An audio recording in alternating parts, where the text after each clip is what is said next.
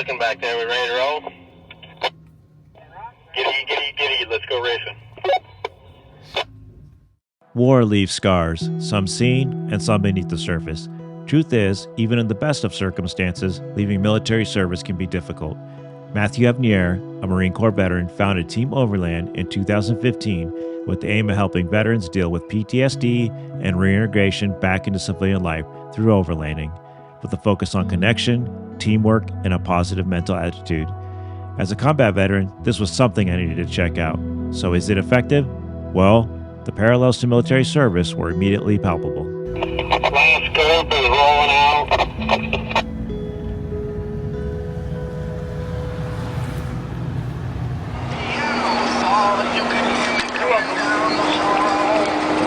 Hey, you got rear security. Sir. 9 o'clock, 2 o'clock, big cheese. Oh, yeah, right. 3 o'clock. 3 o'clock. Hey, don't make me come over there. You come over here again. Rolling out of the VCP-7. If you hit me and you were asleep, you better wake up and apologize. I spent a significant portion of my adult life deploying to war-torn areas both as a soldier and as a civilian contractor, and this was my first deployment. It took a toll on me, and although I've made a lot of progress over the years, as I'm editing this, my heart rate is up, and it's clear I still have a ways to go. Tear Norway's ready, Mikey. That's right. To understand where we are, we must first understand where we've been. From an early age, I knew I wanted to serve in the military, and I joined the Army when I was 17. My dad was in the Air Force and wanted me to join the Air Force, but for me, it was combat arms in either the Army or the Marines. The Illinois Army National Guard let you join between your junior and senior year of high school, so Army it was. My intent was to go active duty as soon as I graduated high school, with a year under my belt and a little rank on my sleeve. But I met a girl who convinced me to go to college before going active duty. While going to school, I tried out and was accepted into a reconnaissance unit. It was full of police officers, firefighters, and other EMS folks. They left an impression on me, and I changed course and went into law enforcement. I got out of the Army and was working the night shift in the projects, and one of my beat partners, who had stayed in the Army and was now the platoon sergeant of my old unit, told me they were getting activated and deploying to Iraq. He asked me to re-enlist, and a few months later, I found myself back in MEPS, re-enlisting, and then boots on the ground in Iraq. It was an incredible experience, and I would do it all over again, not necessarily because I believed in the mission, but because I was there with my brothers. When I got home, I moved to Oregon and got back into law enforcement for a short while before I grew restless. An opportunity presented itself to deploy again, this time as a civilian, and I jumped on it.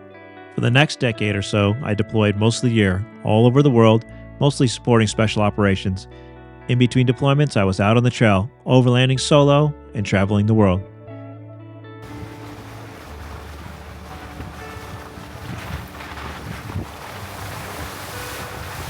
I have 2 daughters and eventually stopped so I could be home with them. I worked my way up the ranks at my company, went to graduate school, and was eventually running the programs I deployed on. It's a pretty good little climb here. Got some snow action, so you got to be a little careful on that. We good, or do I need to wait and let everybody close up a little bit? We're in the sunshine up here. It's clear now. Amazing view. Got a good group. Got 21 rigs, and we are moving nice and steady. Usually you get groups this big and you're bogged down, but everyone's just moving nice and steady. One really good steep climb with some slick snow and mud, and everyone just inched right up it, no problem.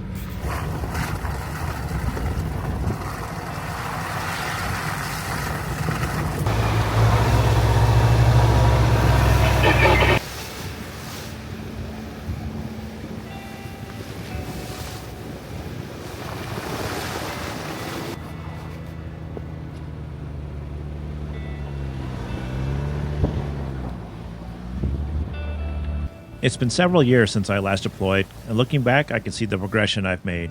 To begin with, when you first come back, you don't even realize you've changed. You are just relieved that you made it home and excited to get on with life. At the back of your mind, you know there was something quite not right. You're just happy to be home. But as time goes on, signs begin to present themselves. Your patience is less, little interest in things you once enjoyed, and a sense that you don't quite belong. You're not in the military anymore, but you are certainly not a civilian. So Cody, how long did it take you to do this road? So I went by myself with no trailer from Applegate all the way to Talent in 2.5 hours. In order to replace the feeling of being in combat, I found myself getting into extreme activities. Crossing rivers in third world countries, skydiving, bushcraft, and this one I purposely snowshoed into a snowstorm solo and stayed in the snow trench until it passed a day later. I really got into traveling to third world countries. The crazier the location, the better. This all seems fine on the surface, and nothing inherently wrong with it, but it's important to understand the real reason why I was doing it.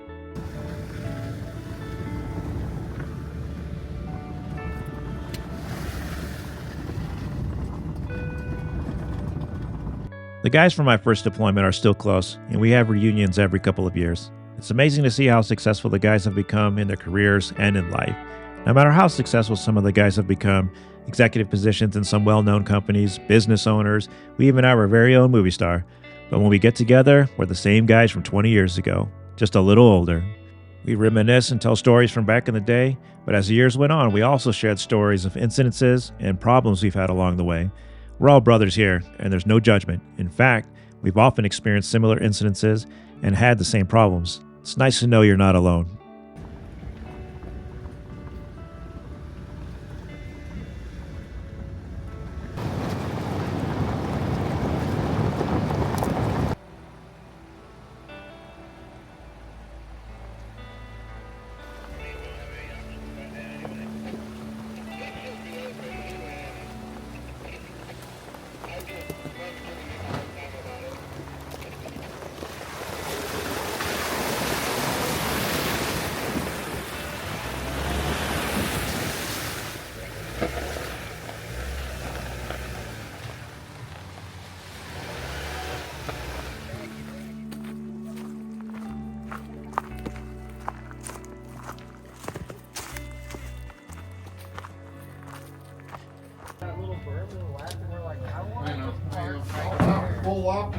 Oh, this is sweet. Wow. This is not what I was expecting. Not what I was expecting at all. I was like, oh, it's going to be a dilapidated...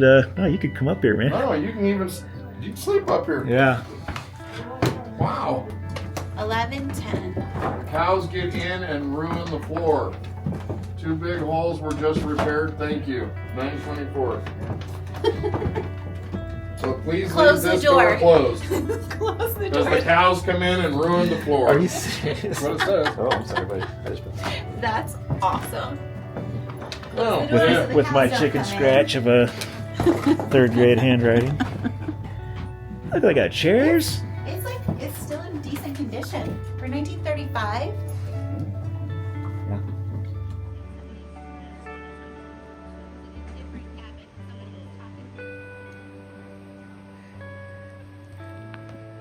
Your girlfriend getting having fun? I'm always like, I'd be like, make me some cheddar.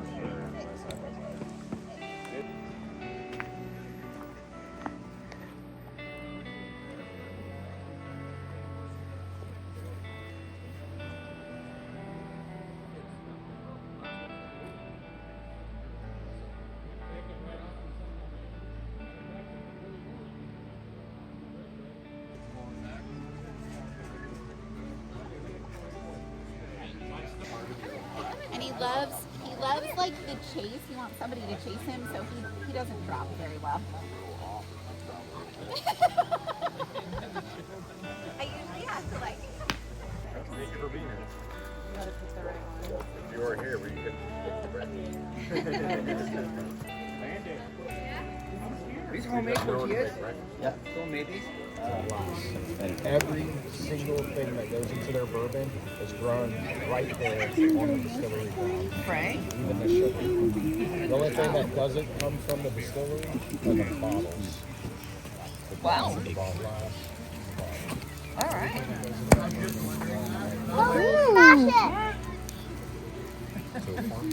Very low key smashes it. He very low key just stepped on it.